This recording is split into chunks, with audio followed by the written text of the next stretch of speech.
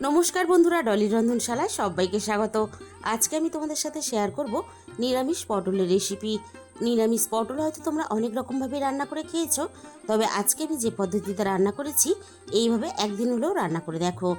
পটল যেহেতু আমরা অনেক দিন ধরেই খাচ্ছি, তাই কিন্তু আমাদের আর পটল খেতে কারোরই ভালো লাগছে না। তবে আজকে আমি যেভাবে রান্নাটা করেছি, এইভাবে রান্না করলে গরম গরম ভাত বা রুটি সব কিছুর সাথেই কিন্তু খেতে পারবে। আর এই এক তরকারি দিয়ে পুরো খাওয়াটাই কিন্তু হয়ে যাবে। আর এই রান্নার জন্য আমি পটল একটু আড়াআড়ি করে কেটে নিলাম। যে রান্না দেখতে ভালো লাগে সেই রান্না কিন্তু আমাদের খেতেও ভালো লাগে। এবার আমি পটলের মধ্যে স্বাদ মতো লবণ দিয়ে দেব। এখানে কিন্তু আমি হলুদ ব্যবহার করব না। এবার আমি পটলগুলো লবণ দিয়ে মেখে নেব। আর লবণ দিয়ে পটলগুলো মেখে আমি একটু সময় রেখে দেব, তাহলে পটলের ভিতর থেকে অনেকটাই জল বেরিয়ে আসবে। পটলগুলো আমি লবণ দিয়ে খুব ভালোভাবে মেখে নিয়েছি। এবার আমি পটলটা একটা সাইডে রেখে দেব। আর যেহেতু নিরামিষ পটল, তাই অল্প একটু পনির দিয়ে রান্না করলে খেতে ভালো লাগবে। আমি এখানে আমার প্রয়োজন মতো কিছুটা পনির নিয়েছি। এবার আমি পনিরের মধ্যে স্বাদ মতো অল্প একটু লবণ দিয়ে দিলাম। এবার আমি লবণ দিয়ে পনিরগুলো খুব ভালোভাবে হালকা হাতে মেখে নেব। খেয়াল রাখতে হবে পনিরগুলো যাতে ভেঙে না যায়। পনিরের মধ্যে আমি লবণটা খুব ভালোভাবে মেখে নিয়েছি। এবার আমি পনিরটাকেও একটা সাইডে রেখে দেব। আর এই রান্নার জন্য আমি আগে থেকে অল্প একটু বাদাম ভিজিয়ে রেখেছিলাম। আমি রান্নাতে কাঁচা বাদাম ব্যবহার করব। তোমরা চাইলে কিন্তু এখানে ভাজা বাদামেরও ব্যবহার করতে পারো। আর বাদামগুলো একটু ভিজিয়ে রাখার জন্য বাদামের খোসাগুলো বেশ অনেকটা নরম হয়ে গেছে। বাদামের খোসাগুলো আমি পরিষ্কার করে ছাড়িয়ে নিলাম। অল্প একটু জল দিয়ে আমি বাদামটা ভালোভাবে শিলের মধ্যে বেটে নিয়েছি। তাহলে চলো রান্নাটা আমি কিভাবে করেছি এবার সেটা দেখে নেওয়া যাক। প্রথমে আমি রান্নার জন্য কড়াইয়ের মধ্যে প্রয়োজন মতো সর্ষের তেল দিয়ে দিলাম। তেলটা খুব ভালোভাবে প্রথমে গরম করে নিয়ে আমি এবার তেলের মধ্যে অল্প একটু হলুদের গুঁড়ো দিয়ে দেব। এবার আমি তেলের মধ্যে স্বাদ মতো লবণ দিয়ে দিলাম। প্রথমে আমি এই রান্নার জন্য আলুগুলোকে ভেজে নেব। তার জন্য আমি আগে থেকে মাঝারি সাইজের একটা আলু কেটে রেখেছিলাম। এবার আমি কেটে রাখা আলুগুলো ভাজার জন্য তেলের মধ্যে দিয়ে দিলাম। এবার আমি লবণ আর হলুদ দিয়ে নাড়াচাড়া করে আলুগুলো একটু সময় নিয়ে ভালোভাবে ভেজে নেব। আর আলুটা দেখো আমি বেশ একটু বড় বড় টুকরো করে কেটে নিয়েছি। একটু বড় বড় টুকরো করে আলুটা কাটলে তাহলে রান্নাটা দেখতে ভালো লাগবে। আলুটা আমি নাড়াচাড়া করে দেখো বেশ লালচে করে ভেজে নিয়েছি। এবার আমি সমস্ত ভাজা আলুগুলো কড়াই থেকে নামিয়ে নেব।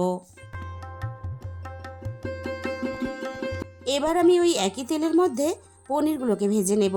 তার জন্য আমি একে একে পনিরের টুকরোগুলো তেলের মধ্যে ছেড়ে দেব।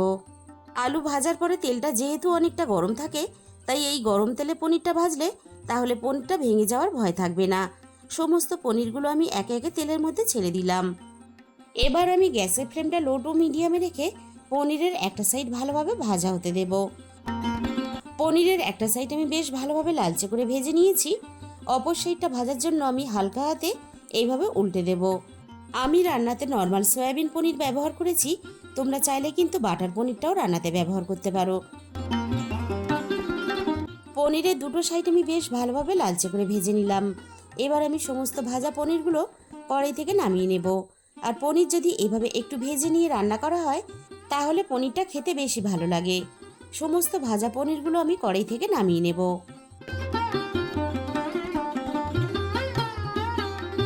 এবার আমি ওই একই তেলের মধ্যে পটলগুলোকে ভেজে নেব। তার জন্য আমি কেটে রাখা পটলগুলো তেলের মধ্যে দিয়ে দিলাম। আর পটল যদি আমরা একটু আলাদা করে ভেজে রান্না করি, তাহলে রান্নার স্বাদটাও যেমন ভালো লাগবে, তেমনই কিন্তু পটলগুলো খেতেও ভালো লাগবে। পটলের মধ্যে আমি স্বাদ মতো লবণ আর অল্প একটু হলুদের গুঁড়ো দিয়ে দিলাম। এবার আমি একটু সময় নিয়ে পটলগুলো নাড়াচাড়া করে বেশ ভালোভাবে লালচে রং ধরিয়ে ভেজে নেব।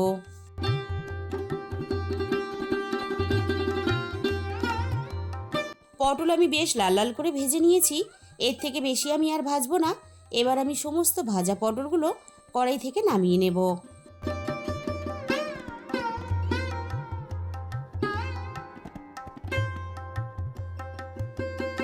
সমস্ত ভাজা পটল কড়াই থেকে নামিয়ে নেওয়ার পরে আমি ওই তেলের মধ্যে আরও একটু তেল যোগ করে দিয়েছি।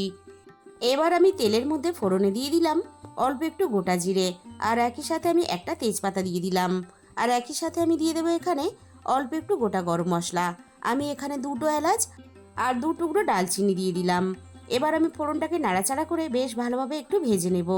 ফোড়ন থেকে সুন্দর মিষ্টি গন্ধ বেরোনো পর্যন্ত। ফোড়নটাকে আমি বেশ ভালোভাবে ভেজে নিয়েছি। আর ফোড়ন থেকে সুন্দর মিষ্টি গন্ধ বেরোনোর সাথে সাথে আমি এখানে ছোট সাইজের একটা টমেটো কুচি দিয়ে দিলাম। আর একই সাথে এই সময় আমি রান্নার স্বাদ মতো লবণটা দিয়ে দিলাম। এই সময় লবণটা দিলে তাহলে টমেটো খুব সুন্দরভাবে তাড়াতাড়ি গলে যাবে। আর একই সাথে আমি 1 চামচ দিয়ে দিলাম আদা বাটা। এবার আমি আদা আর টমেটো একসাথে নাড়াচাড়া করে একটু কষিয়ে নেব, আদার কাঁচা গন্ধটা চলে যাওয়া পর্যন্ত। আর তার সাথে সাথে টমেটোটা বেশ ভালোভাবে নরম হওয়া পর্যন্ত। আদার কাঁচা গন্ধটাও চলে গেছে আর টমেটোটাও বেশ ভালোভাবে নরম হয়ে গেছে। এবার আমি এখানে অল্প একটু জল দিয়ে দেব, যাতে রান্নার গুঁড়ো মশলাগুলো দেওয়ার সাথে সাথে পুড়ে না যায়। এবার আমি একে একে রান্নার গুঁড়ো মশলাগুলো দিয়ে দেব।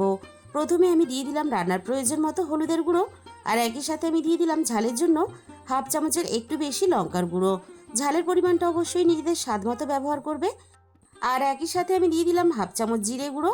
আর দিয়ে দিলাম 1/2 চামচের একটু কম ধনে গুঁড়ো। আর সবশেষে আমি রান্নার স্বাদের ব্যালেন্সের জন্য অল্প একটু চিনি দিয়ে দিলাম। এবার আমি সমস্ত মশলা একসাথে নাড়াচাড়া করে বেশ ভালোভাবে একটু সময় নিয়ে কষিয়ে নেব, মশলা থেকে সুন্দরভাবে তেল ছেড়ে আসা পর্যন্ত।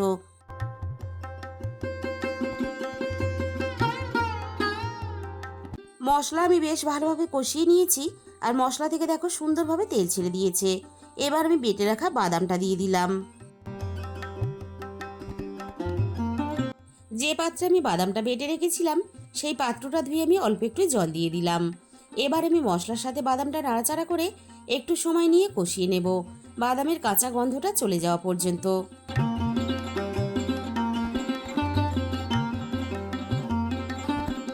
মশলা আর বাদাম আমি একসাথে নাড়াচাড়া করে বেশ ভালোভাবে কষিয়ে নিয়েছি। এবার আমি ভেজে রাখা আলু আর পটল একসাথেই দিয়ে দিলাম। এবার আমি মশলার সাথে পটল আলুটা নাড়াচাড়া করে একটু কষিয়ে নেব।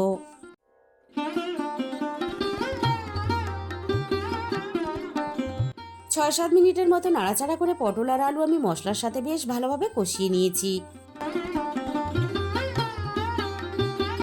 এবার আমি পরিমাণ মতো জল দিয়ে দেব।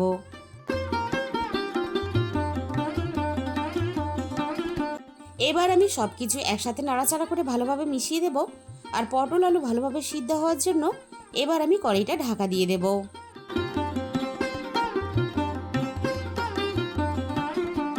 বেশ অনেকটা সময় আমি রান্নাটা করে নিয়েছি।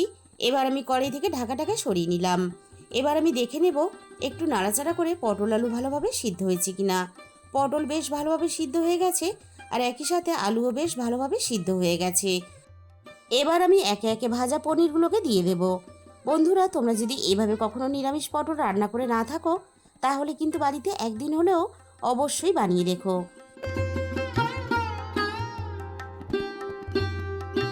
সমস্ত ভাজা পনির আমি ঝোলের মধ্যে দিয়ে দিয়েছি।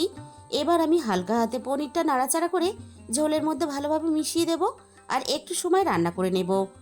পনির যদি ঝোলের মধ্যে ফুটিয়ে একটু রান্না করা হয় তাহলে পনিরের ভিতরে সমস্ত রান্নার তেল মশলা চলে যাবে আর তার জন্য পনিরগুলো খেতেও ভালো লাগবে।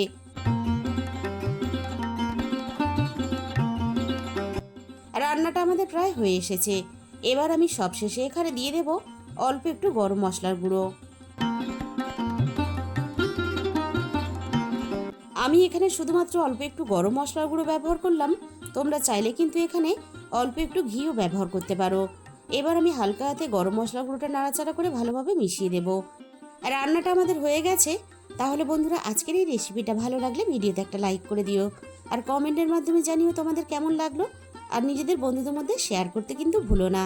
আর যে সমস্ত নতুন বন্ধুরা এখনও পর্যন্ত আমার চ্যানেলটা সাবস্ক্রাইব করনি, এরকম নতুন ঘরোয়া সহজ রেসিপি পেতে আমার চ্যানেলটা সাবস্ক্রাইব করে আমার পাশে থাকার অনুরোধ রইল।